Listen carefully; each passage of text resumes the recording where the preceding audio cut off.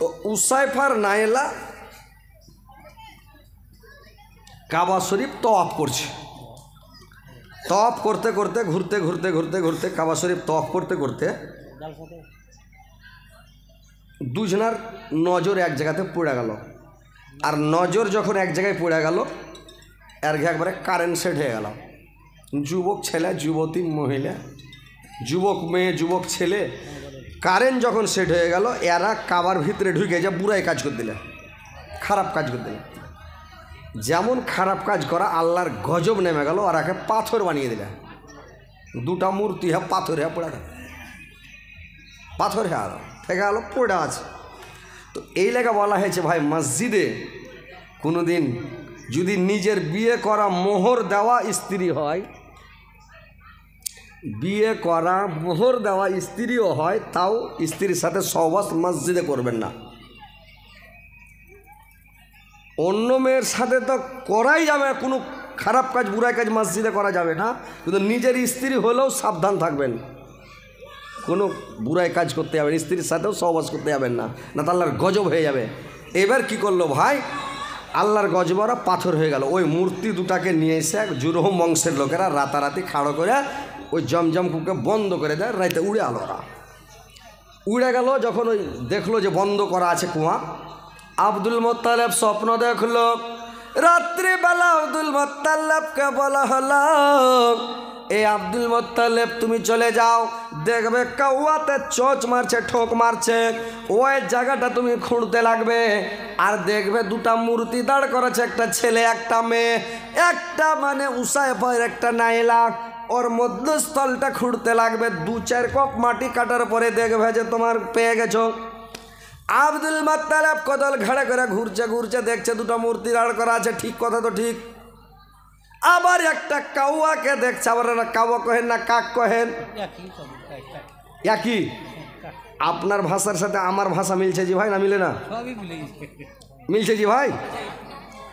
বাংলাদেশ গেছি জালসা করতে, তো ওরা মুলবিকে মুলবি কহবে না, কহবে হুজুর। মানে কিছু ভাষার ডিফারেন্ট আছে।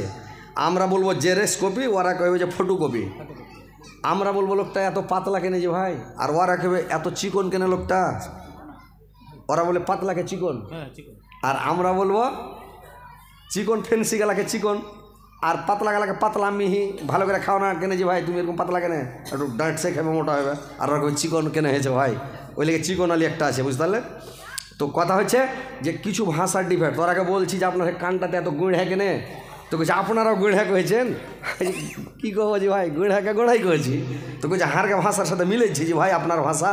ওরা বলতে গেছে চাপাই নবাবগঞ্জের লোক, তো একদম একই বাঁধিয়া সব আপনার এলাকারই লোক, যে সব এদিকের লোক পালিয়ে বাড়ি করে আছে বলছে আপনার এদিককার, আর হরিশ্চন্দ্রপুরের এদিকেরই লোক সব বাঁধিয়া ওইটা বাড়ি করে আছে।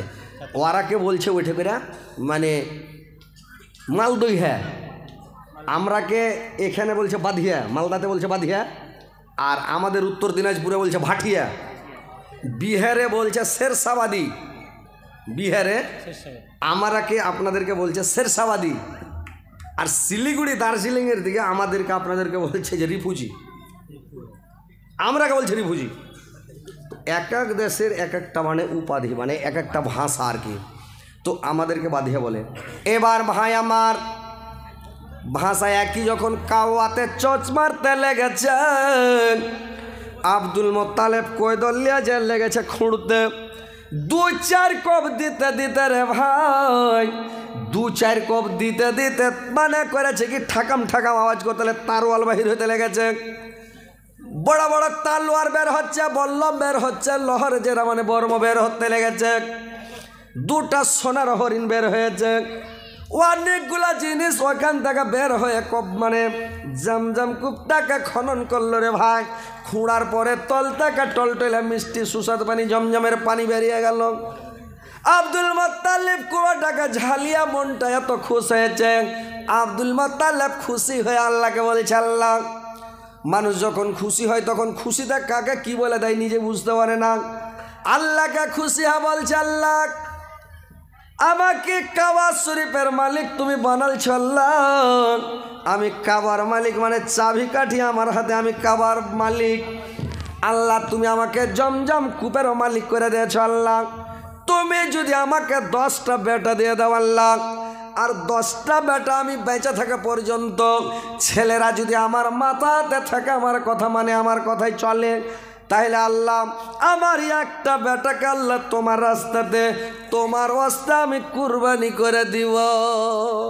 দেখেন মানুষজন খুশিতে পড়ে যায়, আনন্দে পড়ে যায়, তখন কি থেকে বাবা কয়ে যায় হাওয়া করবে, হাওয়া কয়ে বাবা করবে নাকি।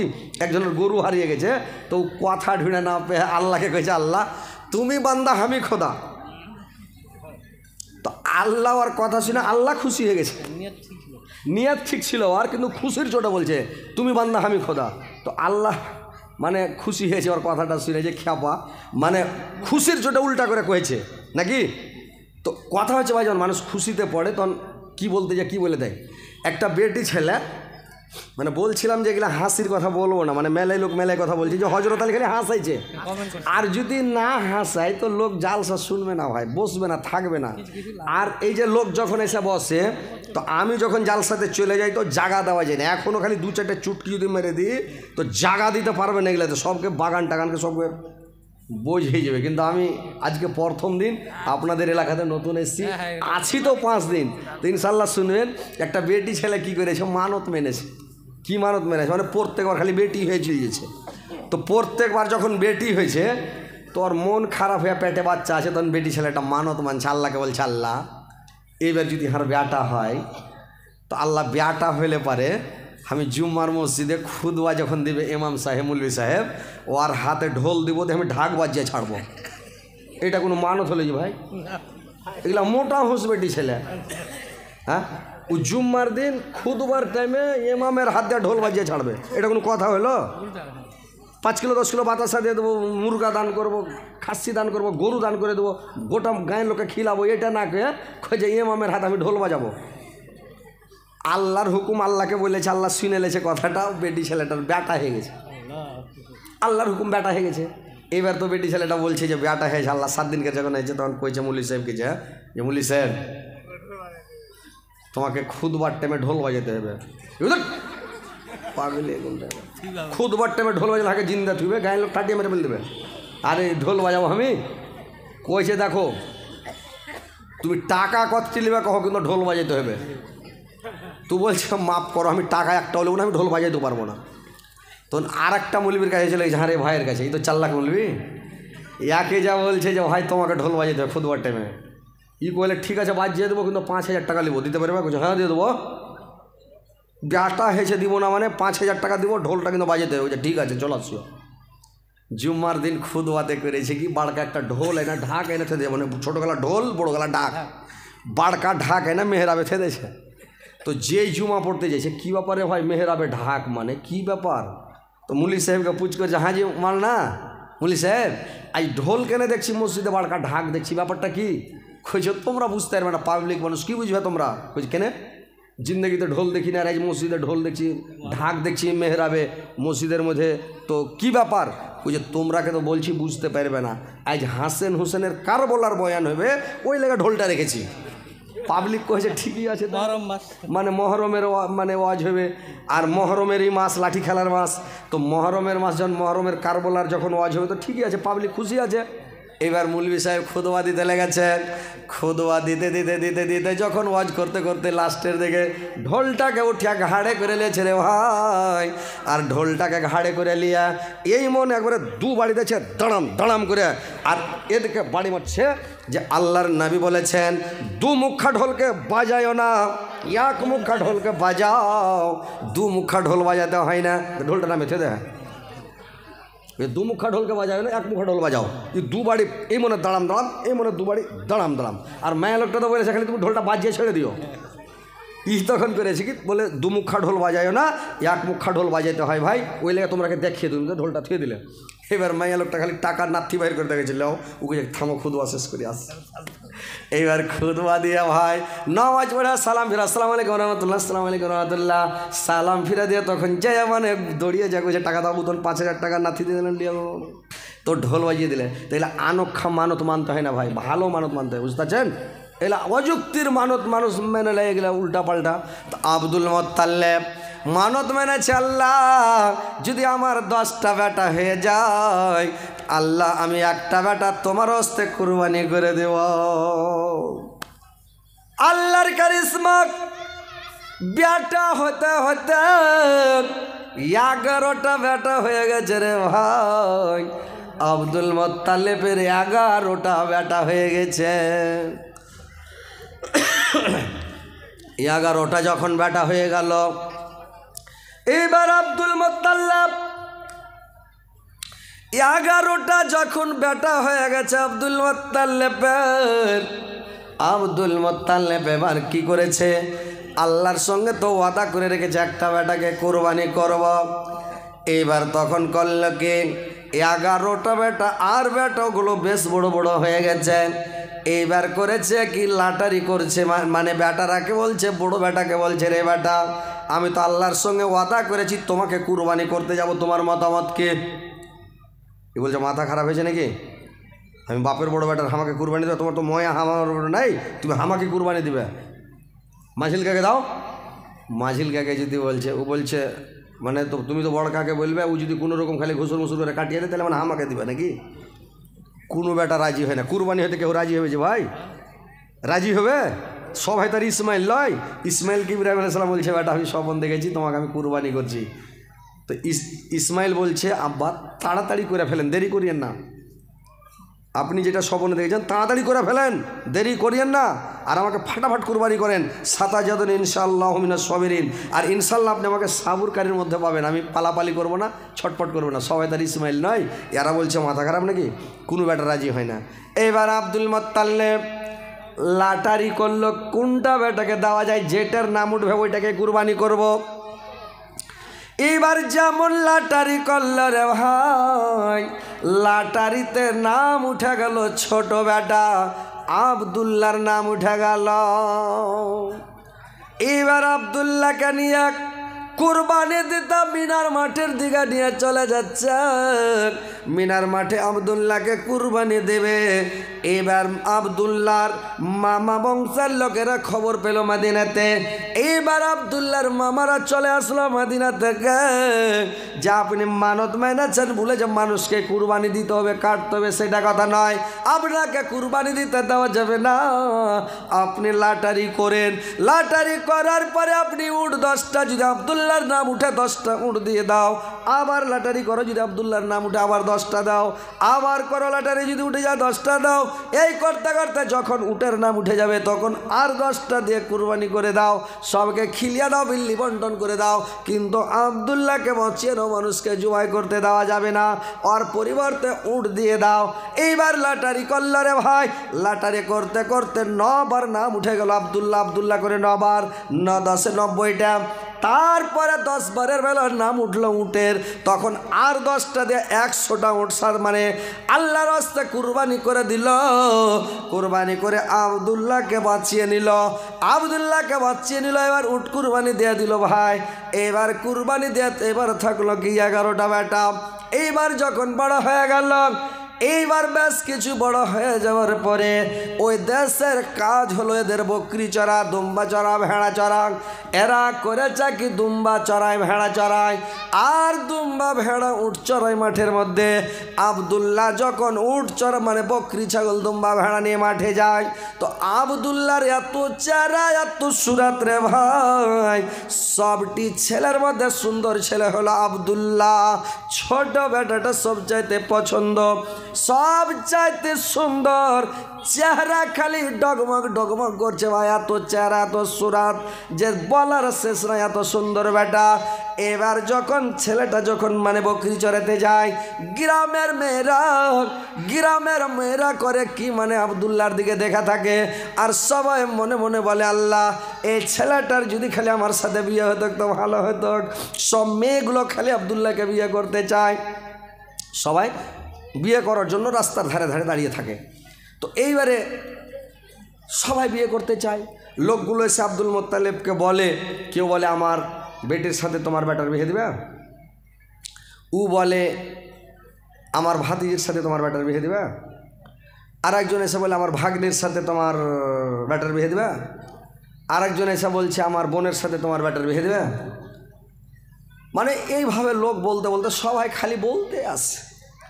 আর ওই দেশের প্রথা একটু আলাদা ভাই, এখনও আলাদা সিস্টেম। সৌদি আরবের সিস্টেম আলাদা, এক এক দেশের এক একটা সিস্টেম। আমাদের দেশে ব্যাটার বাপ যাবে বহু ঢুরতে নাকি, এখন আমাদের দেশের প্রথা হলো যে ব্যাটার বাপ যাবে বহু ঢুরতে এখন। আর সৌদি আরবের সিস্টেম হলো বেটির বাপ যাবে জামাই ঢুরতে। তোমার বেটার বিয়ে দেবে, তোমার বেটা কামাই করে ভালো আছে, তোমার বেটা সুন্দর আছে, জ্ঞান বুদ্ধি ভালো আছে, তোমার বেটার সাথে আর বেটির বিয়ে দেবে। আর বেটি কিন্তু বিয়ে দেওয়ার মতন হয়ে গেছে, তোমার বেটার বিয়ে দেবে। বলে হ্যাঁ, যদি তুমি ভালো হয়তো দিয়ে দেবো। বলে ঠিক আছে চলো দেখো, পছন্দ হলে চলো, দেখিয়ে দিলে। আর আমাদের দেশে যদি বেটির বাপ খালি জামাই ধরতে যায়, কহবে এক নম্বরেরই খ্যাপা আছে, তার মানে আর বেটি বেশি হয়ে গেছে, কি বেচতে পাই না, তখন খালি লোককে গছিয়ে বেড়েছে। এটা বদলাম হবে না, এটা একটা দেশের প্রথা। এক এক দেশের এক এক সিস্টেম। আমেরিকার সিস্টেম কি জান, মানে এক এক জায়গাতে এক এক সিস্টেম। আমেরিকাতে মানে মোটা লোক যারা, ওখানে বাসে ট্রেনে কিলো হিসাবে ভাড়া। যেগুলো তাগড়া লোক যখন সিটে বসলো, কিলো উঠালো, কয় কিলো ওজন, কিলো হিসাবে ভাড়া মেরে দিলে। ওই লেগা আমেরিকার লোক মোটা তাগড়া হলো, রাতে একটা করে ক্যাপসুল খেয়ে শুয়ে গেল, ভিটামিন মানে সলিড, ওজন কমেছে খালি। যে গাবড়াও ভাড়া দিতে একদম মরে যাবে, পাতলা লোক ওর মজা, হালকা ভাড়া দিছে উঠছে। এক এক দেশের এক এক সিস্টেম। বাসের ট্রেনে যখন আমেরিকার লোক চড়ে নিলে তো কথাই বলবে না, সব মরা মুর্দার চড়ে আছে গাড়িতে, কেউ কথা বলবে না। আর আমাদের দিকে বাসে চড়ে, ভাই বাড়ি কোথায়, কেমন আছেন, কোথায় গেছেন, নাকি সবাই কথা বলবে, বলবে না। ওই দুটা মাইয়া লোক ট্রেনে চড়ে চলে যাচ্ছে, তো ট্রেনে চড়ে যখন চলে যায়, তো এদিকে তো মুখ লক করে থাকবে না, কথা বলবে। তো এদিককার মায়া লোকটা ওই মায়া লোকটাকে জিজ্ঞাসা কোনঠে যাবে বাবু, দেখেছে কুমারগঞ্জ। তুমি কোনঠে যাবে, গেছে হরিশ্চন্দ্রপুর। তো হাজি তোমার বয়স কত হলো, মানে মানুষের একটা বদ অভ্যাস আছে, দেখা হলি এক দুটা গল্প হলি তোমার বয়স কত, তারপরে কেছে তুমি কী কাজ করো, বলে চাকরি করি। তো চাকরি করো, বেতন কত, বেতন পুছ করো। বেতন পুছ করে তোমার লাভ কি, বয়স পুছ করে তোমার লাভটা কি, ওর বয়স কত আছে না আছে, তোমার দরকারটা কি বয়স পুছ করে। আর ওর বেতন কত, তোমার কেন পুছ করে, মানে এটা মানুষের বদ অভ্যাস। বেতনও পুছ করবে আর বয়স পুছ করে, তোমার বয়স কত। এদিকের মেয়ে লোকটা ওইটা মেয়ে লোককে পুছ করছে, হ্যাঁ রে বাবু তোমার বয়স কত হবে। তো মাইয়া লোক সব দিনই একটু মানে বয়স লোক আর ওস্তাদ। ওর বয়স 40 থেকে 45 বছর বয়স হবে। ওই মাইয়া লোকটা বলছে যে ই বাবু আর বয়স তাই না, তুই না 20 থেকে 22 হবে। আর ওর বয়স কিন্তু 40 থেকে 45 বছর, গালগালা ঝুড়ি ঝুড়ি হতে লেগেছে। হ্যাঁ, ও গেছে 20 থেকে 22 হবে। তখন এদিককার মায়া লোকটার বয়স 30 থেকে 35 হবে। একে পুছ করছে, হ্যাঁ রে বাবু তোমার বয়স কত হবে। তো কইছে হ্যাঁ, এর মন খারাপ হয়ে আছে যে তুই বয়স লুকালি, তো আমি একটু লুকিয়েলি। এই রাইগা তখন কইছে, হারও বয়স খুব যদি হয় টাইম না, 10 থেকে 12 হবে। মানে ওকে রাগ ঝাড়ছে ও। তখন ওই ট্রেনের উপরকার সিটে একটা বুড়া বসে ছিল, আর একটাও দাড়ি কাঁচা নেই, চুলো কাঁচা নেই, হপ হইপা বুড়ার দাঁত উঠে গেছে, দা আবর হয়ে গেছে ও। তো ওই হপ হইপা বুড়া ট্রেনের উপরকার সিটে ছিল। এরকে কথা শুনে দুজনের ট্যাঙ্গের মধ্যে লচ করে উল্টে পড়ে গে, মানে সিট থেকে গড়ে পড়ে গেছে। পড়াই যা করছে, দৌড়িয়া ধরগে মাগে, দৌড়িয়া ধরগে মাগে, আমি এখনই হইয়া পড়নু, আমি এখনই হইয়া পড়নু গা মাগে, আমি এখনই হইয়া পড়নু। তখন মাইয়া লোক দুটা চল দিয়ে গেছে। তো কইছে দৌড়িয়া ধর না গা মাগে, হার বয়স একবারে 0, এখন থেকে 1-2 মিনিট করে শুরু হবে। তো ওর কথা হিসেবে ঠিক হয়েছে না, হয়নি কেন তো, হ্যাঁ। তো ওইরকম মাইয়া লোক হলো বয়স লোক আর ওস্তাদ। দায়ার নানা জান সরওয়ার মদিনা, প্রাণ ভরে দেখানো গো, আর যা দেখা হবে না, ও গো দয়ার নানা জান। তোমার হুসেন চলে গিয়েছে একা, ভালো লাগে না, ও গো দয়ার নানা জান। এবার আব্দুল্লাহ জাকার বকরি ছাগল দুম্বা ভেড়া চড়াতে যায়। গোটা গ্রামের মহিলারা, অবিবাহিত মেয়েরা করি কে গেডার কাছে, ড্যাডির কাছে দাঁড়িয়ে যায়, গলতে গলতে দাঁড়িয়ে যায়। আর দেখে থাকে আব্দুল্লাহর চেহারা, তাকে বলে ও বলে আমি বিয়ে করবো, বলে আমি বিয়ে করবো, বলে আমাকে করবে কিনা। এইবার ওরা একটা দল তৈরি করলো, যখন আব্দুল মুত্তালিব বিয়ে দিতে চাইল না। একটা কুমটি করে দল করে বলল চলো আব্দুল্লাহকে মেরে দিব, না থাকবে বাঁশ না বাজবে বাঁশি, ওর ভাঙটা চুকিয়ে দিব চলো। এর একবারে কালো টুপি, কালো নেকাপ লাগিয়ে, কালো পাঞ্জাবি, কালো পায়জামা লাগিয়ে আর একবারে ঘোড়ায় চড়ে যা ঘেরে নিয়েছে মাঠের মধ্যে। এবার আব্দুল্লাহকে মারার জন্য যখন ঘেরে নিয়েছে, এবার মারবে। এরা দেখছে কি ওয়াহাব বিন জহরি খানিক দূরে বসে আছে। এরা বলল যে ওয়াহাব বিন জহরি যদি দেখে নাই তো একটা সমস্যা হবে, ঝামেলা হবে। এরা মারল না। আর একটা কিতাবের মধ্যে পাওয়া যাচ্ছে কি যখন এরা মারার লেগে গেল, ওয়াহাব বিন জহরি দেখছে যে ওয়াহাব বিন জহরি দেখছে কি যখন এরা যখন মারার জন্য গেল, চা খানটাকে ঢেকে দেন তো পোকা পড়া বোঝ হয়ে যাবে। এবার ওয়াহাব বিন জহরি কি করেছে রে ভাই, এবার ওয়াহাব বিন জহরি কি কর, আপনারা হাসছেন করেছি, পোকা উড়ছে, এত পোকা উড়ছে যে পোকা গালার গতরে মানুষের চামড়াই নেই। হ্যাঁ, এত উড়ছে, চোখে মুখে বসছে, বুঝতে পারছেন, মন খারাপ করে দিচ্ছে। আর চা ঢেলেছে, যদি একটু খেতে 1 মিনিট দেরি হয়তো পোকা পড়ে যাবে, খাওয়া যাবে না। আর ওইলে বললাম ঢেকে দেন, তো আপনারা হেজা দিয়েছেন। এবার ভাই আমার দেন তো ঘোড়া ডিম খেয়েলি।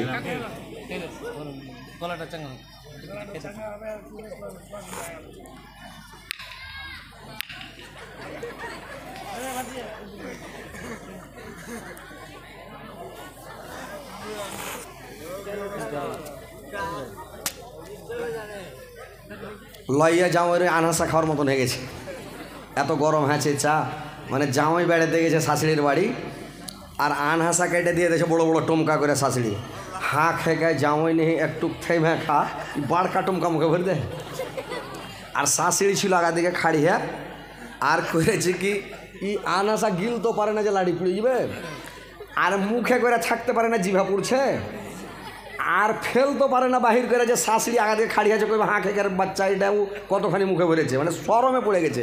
একবার এ গলা করছে, একবার এমন করছে, এ গলা করছে, একবার এদিকে করছে, এদিক পুড়ছে, এদিকে করছে, এদিক পুড়ছে। তখন ই করেছি কি মুখখানকে উপরে করে জিভের উপরে করে গেছে মা, মানে কথাটা কাটাইছে যাতে শাশুড়ি বুঝতে না পারে। কইছে মা এগুলা কোন দেশের কোড়া? তখন কইছে এগুলা তালু পুড়ার দেশের কোড়া। তো জামাই বুঝেলে ছোরে বাপরে, আর শাশুড়ি বুঝেলে যে তালু পুড়ছে জামাই। তো শাশুড়ি যা চাল্লাক হয়, তো ওরকম চা এমন গরম করে দিয়েছে মুখটুক পুড়ে শেষ। তো এবার শুনেন ভাই, এবার দেখলো ওয়াহাব বিন জহরে যে লোকগুলো এসে, এই লোকটিকে আর একটা সাদা দবদবা ঘোড়াওয়ালা লোক আসলো, সাদা টুপি, সাদা পাঞ্জাবি, সাদা পায়জামা। ওই লোকগুলো এসে করলো কি এক এক মেরে কেটে তস নস করে দিল, আর কেটে তস নস করে দিয়ে মানে করলো কি চলে গেল। এবার ছেলেটা আব্দুল্লাহ মাঠা থেকে গরু বাকরি চড়িয়ে বাড়ি চলে আসলাম। এবার ওয়াহাব বিন জহরি দেখতে পেল ছেলেটা খুব ভালো ছেলে, ভাগ্যবান ছেলে। এই ছেলেটা খুবই ভালো ছেলে, সুন্দর ছেলে, এই ছেলেটাকে জামাই করতে হবে। চলে গেল বাড়ি মদিনা। আর মদিনাতে যাওয়ার পরে ভাই টাকা গেলা চাদরে ফেলে দেন, দেরি করবেন না আপনারা, চাদর ঘুরছে দেন, আমাকে ডিস্টার্ব করবেন না। আরে যা পারেন 10-20 দেন, আজ প্রথম দিন আছে, দেন না 10-20-50 করে যা পারেন আল্লাহর রাস্তে দিয়ে দেন। এবার ভাই আমার, এবার তখন ওয়াহাব বিন জহরি গিয়া বলছে রে আমেনার মা কোথায় আছিস রে? আমেনার মা এখানে আয়। আমেনার মা যখন চলে এসেছে রে ভাই, আমেনার মাকে জিজ্ঞাসা করছে রে আমেনার মা, একটা ছেলে দেখে আসলাম মক্কাতে, আমার বন্ধুর বেটা আব্দুল মুত্তালিবের বেটা, ওর নাম আব্দুল্লাহ। ছেলেটা খুবই সুন্দর দেখতে, পছন্দ খুবই চেহারা। তো ছেলেটার চেহারা দেখে মাথা খারাপ, এত সুন্দর ডগমগ করছে ছেলেটা। আমার মেয়ে আমিনা যেমন সুন্দর, ওরকম মানে সুন্দর ছেলেটা আব্দুল্লাহ। দুইজনের যদি বিয়ে দেওয়া যায় তো খুবই মানাইবে। ছুটলো। আমিনার মা বলল দেখো খবর নিয়ে যদি দায়িত্ব দিয়ে দিতে হবে। এইবার ওয়াহাব বিন জহরি চলে গেল আব্দুল মুত্তালিবের কাছে।